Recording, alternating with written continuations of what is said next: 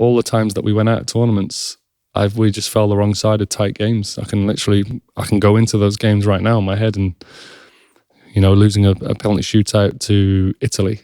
Then we went out the 2014 World Cup, close game with Italy, we lost 2-1. Close game with Uruguay, we lost 2-1. At the tournament, see you later, pack your bags, off ski. A good Italy team, good Euro, not great, but good.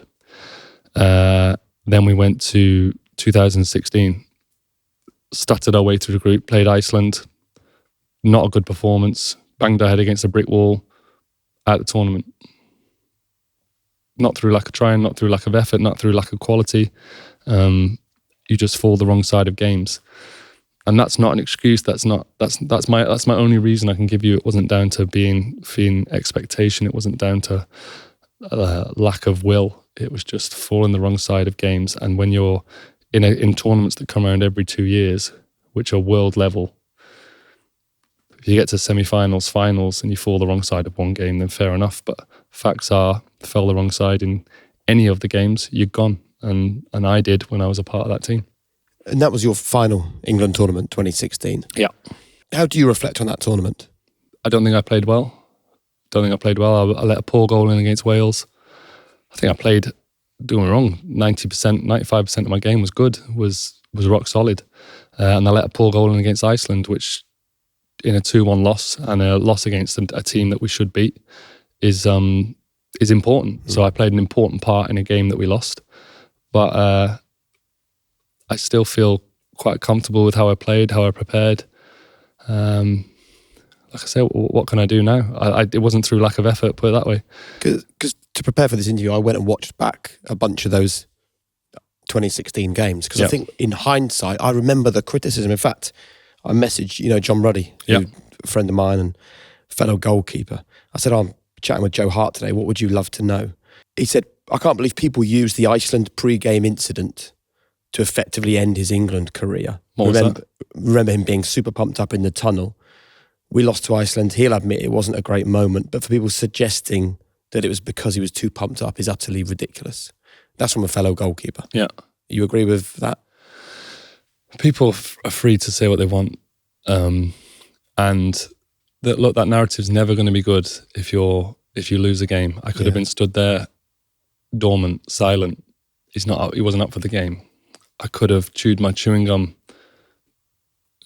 slowly, not up for the game. Chewed it too fast. Admittedly, I probably was. I was pumped. I was ready, but I was ready to win a tournament. Like, that's what I was ready to do. And that's what he's saying. And I think what's really interesting is I remember the criticism that swirled around 2016. So going back and watching these games, I expected to see like howlers and rickets and problems. And I was like, hold on, there's like a couple of moments that even you would say, yeah, I could have done a bit better 100%. There. But even they weren't. And it just got me thinking about how you learn to deal with what feels often like really unfair scrutiny. Because you talked about how an England player feels or would feel, and I'm in and around the best in terms of players, in terms of coaches.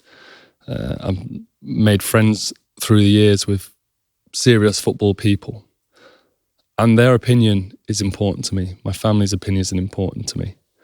I'm not saying it's not important that someone says he was too pumped up for the game, but I get that it's a flippant comment. I get that it's a comment of someone who knows nothing about me, knows nothing about how I work day to day, knows nothing about the previous however many 100 appearances I'd made with medals around my neck. I was in exactly the same mode, exactly the same person, but I just didn't perform.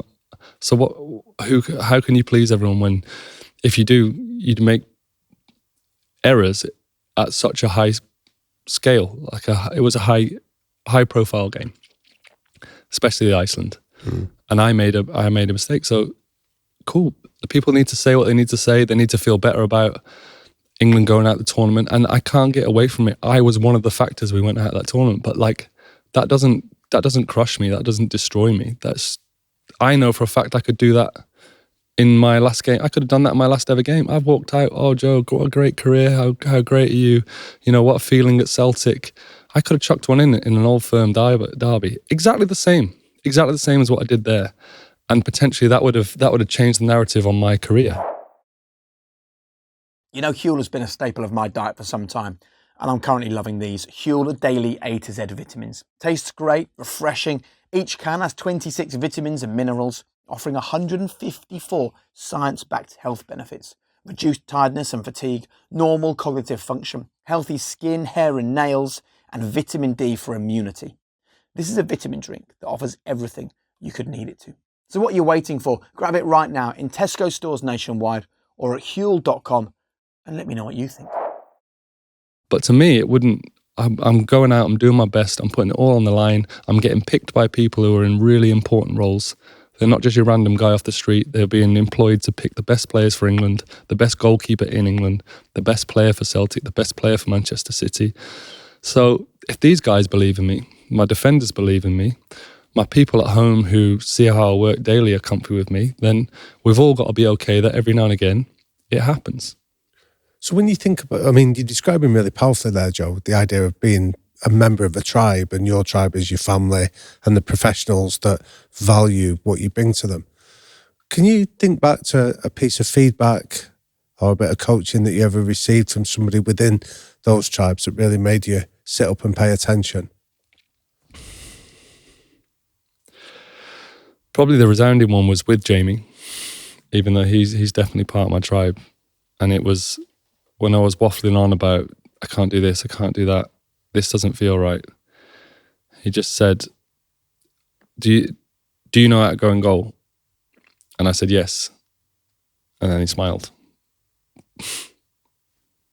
That was it. That's all you needed. Well, yeah. I'm probably going to look, there probably should be something more sensational in there, but I only knew how to reach my level as best I possibly could. And that was probably staying in my own lane in terms of trying to get the best out of myself was the best way that I could integrate with a group and work with a team. And often what I'd ask people when I see if they're having a little second guess about themselves or need a little bit of reassurance.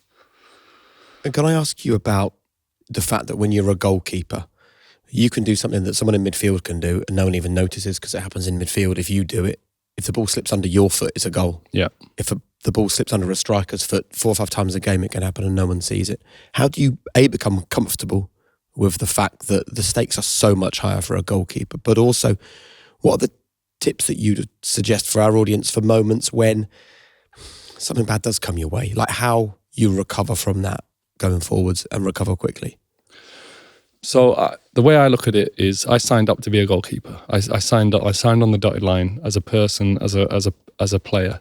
So those stakes being higher, they're just my stakes. They just like there's no point in me worrying whether a midfielder gets away with a mistake. There's no point in me worrying if a striker misses a chance, or if I make a mistake and it goes in the goal, or if you don't make a mistake, it's still perceived as your fault. But I signed up to be a goalkeeper, so I don't see it as high stakes. I see it as just my stakes and the life that I live, the life that I'm part of.